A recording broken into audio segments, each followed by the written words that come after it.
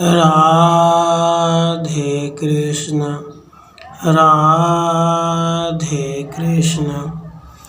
फाल्गुन मास की विजया तथा आमलकी एकादशी का महात्म्य। युधिष्ठिर जी ने पूछा, हे वासुदेव, फाल्गुन के कृष्ण पक्ष में किस नाम की एकादशी होती है, कृपा करके बताइए। भगवान श्री कृष्ण जी बोले, युधिष्ठिर, एक बार नारद जी ने कमल के आसन पर विराजमान होने वाले ब्रह्मा जी से प्रश्न किया, सुरश्रेष्ठ, फाल्गुन के कृष्ण पक्ष में जो विजया नाम की एकादशी होती है, कृपया उसके पुण्य का वर्णन कीजिए। ब्रह्मा जी ने कहा, नारद सुनो, मैं एक उत्तम कथा सुनाता हूँ जो पापों का अपहरण करने वाली है। यह व्रत बहुत ही प्राचीन, पवित्र और पाप नाशक है। यह विजया नाम की एकादशी राजाओं को विजय प्रदान करती है, इसमें तनिक भी संदेह नहीं है।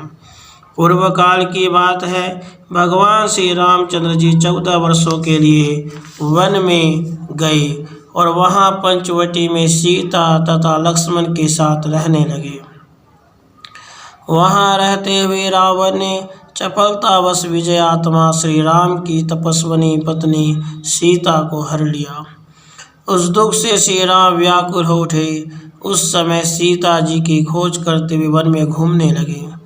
कुछ दूर जाने पर उन्हें जटायु मिले, जिनकी आयु समाप्त हो चुकी थी। इसके बाद उन्होंने वन के भीतर कबंध नामक राक्षस का वध किया। फिर सुग्रीव के साथ उनकी मित्रता हुई। तत्पश्चात श्री राम के लिए वानरों की सेना एकत्रित हुई।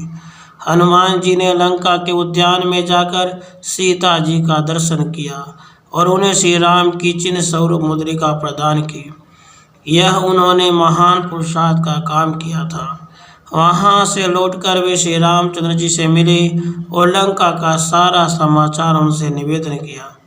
हनुमान जी की बात सुनकर श्री राम जी ने सुग्रीव की अनुमति ले लंका को प्रस्थान करने का विचार किया और समुद्र के किनारे पहुंचकर उन्होंने लक्ष्मण से कहा, सुमित्रानंदन, किस पुण्य से समुद्र को पार किया जा सकता है?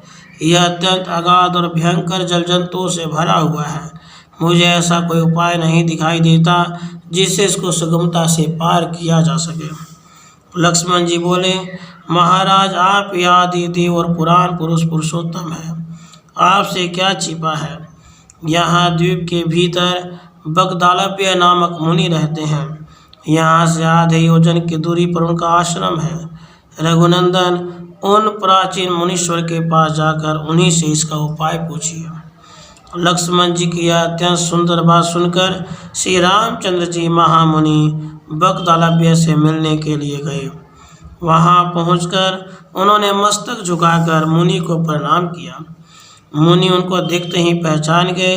ये पुराण पुरुषोत्तम श्री राम जी हैं, जो किसी कारणवश मानव शरीर में अवतीर्ण हुए हैं। उनके आने से महर्षि को बड़ी प्रसन्नता हुई। उन्होंने पूछा, श्री राम, आपका कैसे यहाँ आगमन हुआ? श्री राम जी बोले, ब्राह्मण, आपकी कृपा से राक्षसों सहित लंका को जीतने के लिए सेना के साथ समुद्र के किनारे आया हूँ। मुने, अब जिस प्रकार समुद्र पार किया जा सके वह उपाय बताइए, मुझ पर कृपा कीजिए।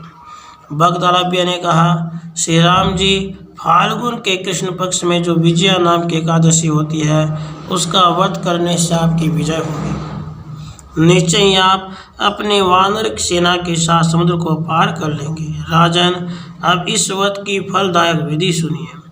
10वीं का दिन आने पर एक कलश स्थापित करें। वह सोने, चांदी, तांबे अथवा मिट्टी का भी हो सकता है।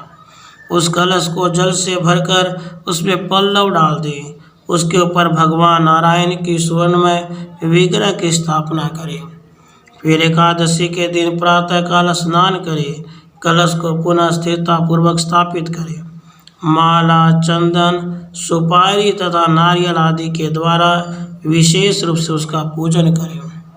कलश के ऊपर सप्तधान्य और जौ रखें। गंध, धूप, दीप और भांति भांति के नैवेद्य से पूजन करें।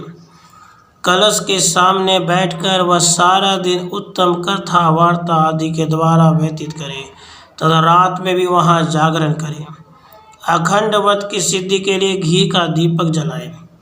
फिर द्वादशी के दिन सूर्योदय होने पर उस कलश को किसी जलाशय के समीप, नदी, झरने या पोखरी के तट पर ले जाकर स्थापित करें और उसकी विधिवत पूजा करके देव प्रतिमा सहित उस कलश को वेद वेता ब्राह्मण के लिए दान कर दें। महाराज कलश के साथ ही और भी बड़े बड़े दान देने चाहिए। श्री राम जी, आप अपने उत्पत्तियों के साथ इसी विधि से प्रयत्नपूर्वक विजया का व्रत कीजिए, इससे आपकी विजय होगी। ब्रह्मा जी कहते हैं, नारद, यह सुनकर श्री रामचंद्र जी ने मुनि कथनानुसार उस समय विजया एकादशी का व्रत किया। उस व्रत के करने से श्री रामचंद्र जी विजयी हुए। उन्होंने संग्राम में रावण को मारा, लंका पर विजय पाई और सीता को प्राप्त किया। बेटा, जो मनुष्य इस विधि से व्रत करते हैं उन्हें इस लोक में विजय प्राप्त होती है और उनका परलोक भी अक्षय बना रहता है। भगवान श्री कृष्ण जी कहते हैं, युधिष्ठिर, इस कारण विजया का व्रत करना चाहिए। इस प्रसंग को पढ़ने और सुनने से वाजपेयी यज्ञ का फल मिलता है। युधिष्ठिर जी ने कहा, श्री कृष्ण जी, मैंने विजया एकादशी का महात्म्य में जो महान फल देने वाला है सुन लिया। अब फाल्गुन शुक्ल पक्ष की एकादशी का नाम और महात्म्य बताने की कृपा कीजिए।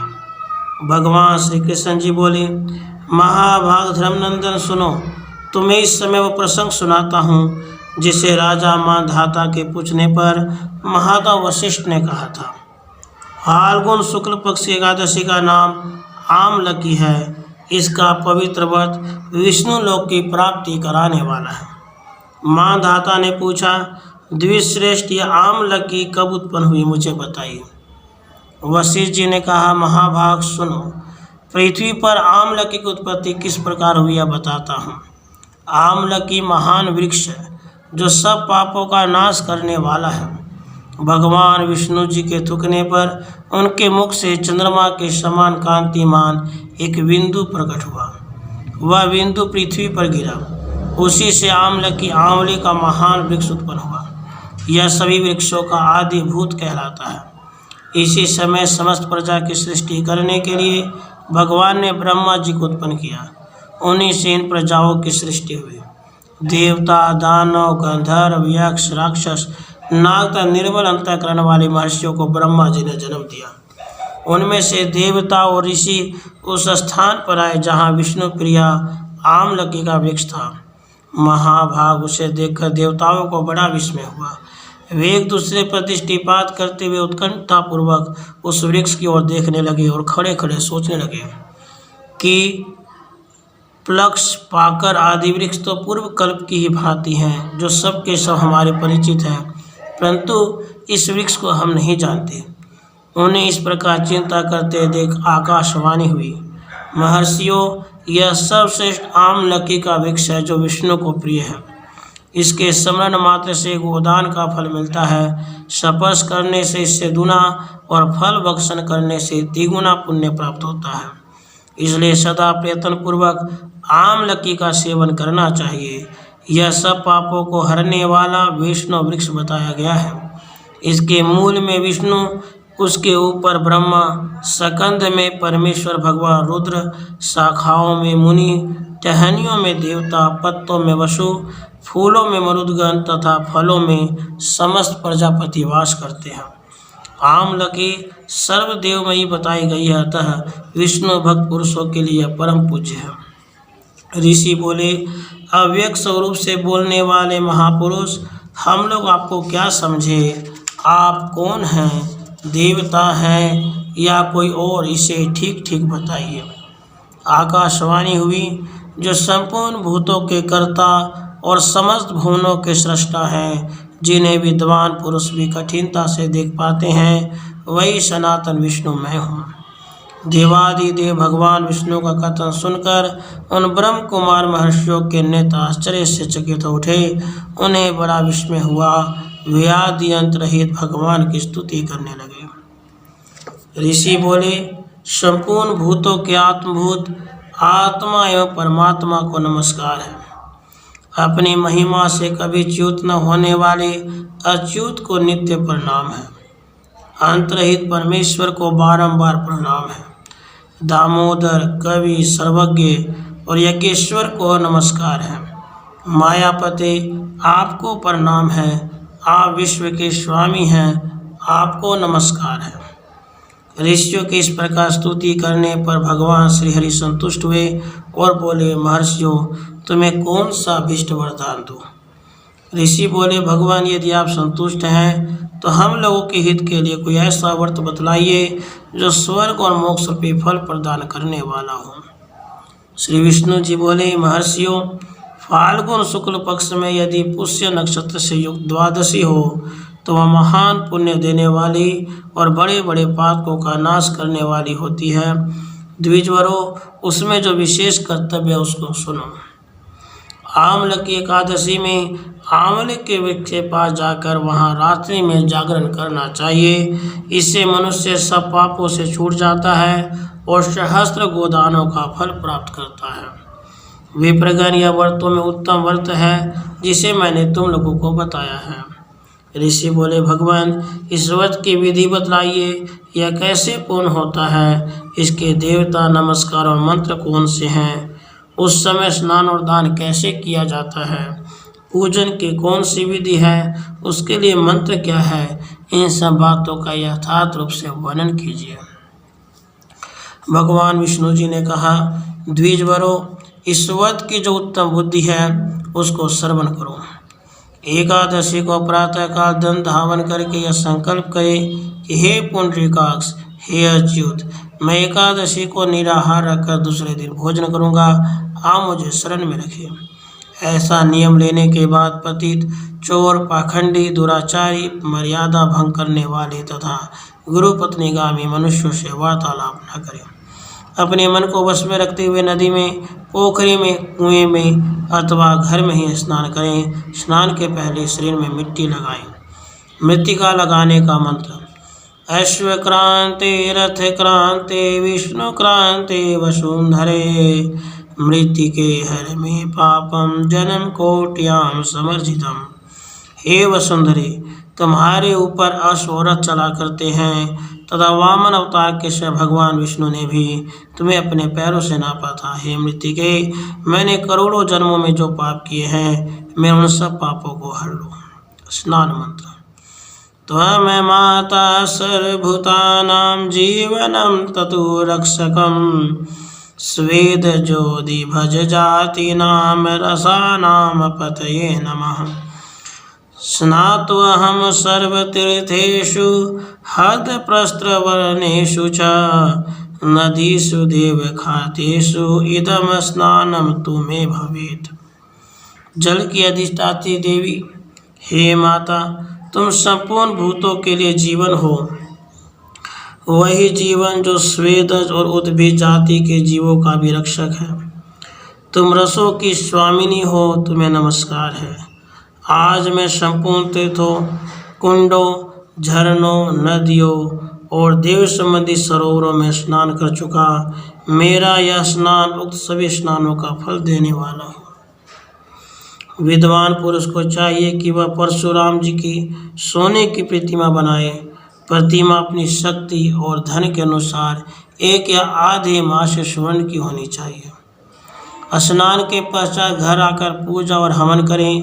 इसके बाद सब प्रकार की सामग्री लेकर आंवले के वृक्ष के पास जाएं। वहाँ वृक्ष के चारों ओर की जमीन झाड़ बुहार लीप पोत कर शुद्ध करें। शुद्ध की हुई भूमि में मंत्र पाठ पूर्वक जल से भरे हुए नवीन कलश की स्थापना करें।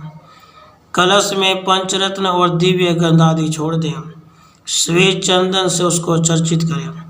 कंठ में फूल की माला पहनाएं। सब प्रकार के धूप की सुगंध फैलाएं। जलते हुए दीपकों की श्रेणी सजा कर रखें। तात्पर्य कि सब ओर से सुंदर एवं मनोहर दृश्य उपस्थित करें। पूजा के लिए नवीन छाता, जूता और वस्त्र भी मंगा कर रखें। कलश के ऊपर एक पात्र रखकर उसे दिव्य लाजो खिलों से भर दें। फिर उसके ऊपर सुवर्णमय परशुराम जी की स्थापना करें।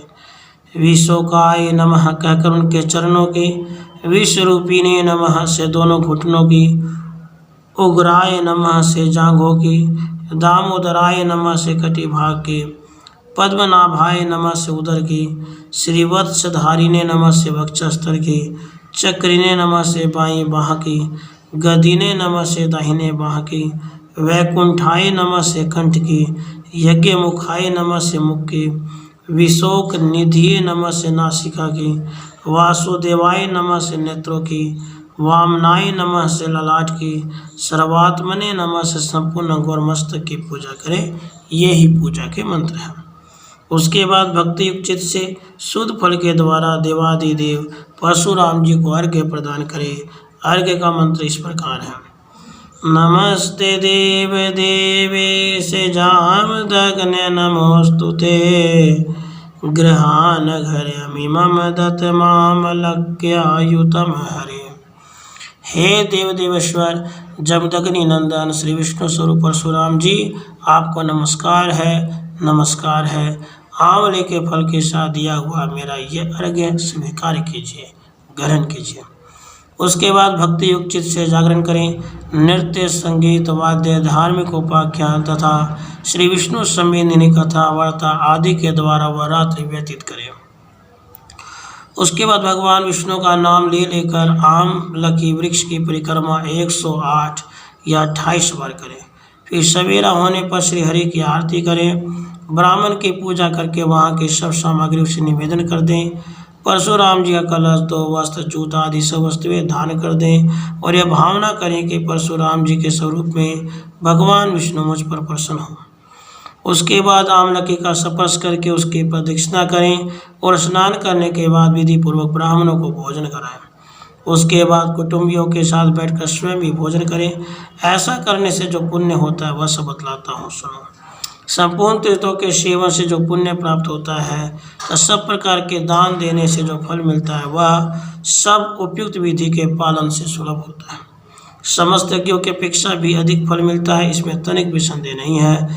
यह वह सब व्रतों में उत्तम है जिसका मैंने तुमसे पूरा वर्णन किया है। वशिष्ठ जी कहते हैं, महाराज इतना कहकर देव देवेश्वर भगवान विष्णु वहीं अंतर्धान हो गए। तत्पश्चात उन समस्त महर्षियों ने उक्त वर्ण का पूर्ण रूप से पालन किया। निर्श्रेष्ठ इसी प्रकार तुम्हें भी इस व्रत का अनुष्ठान करना चाहिए।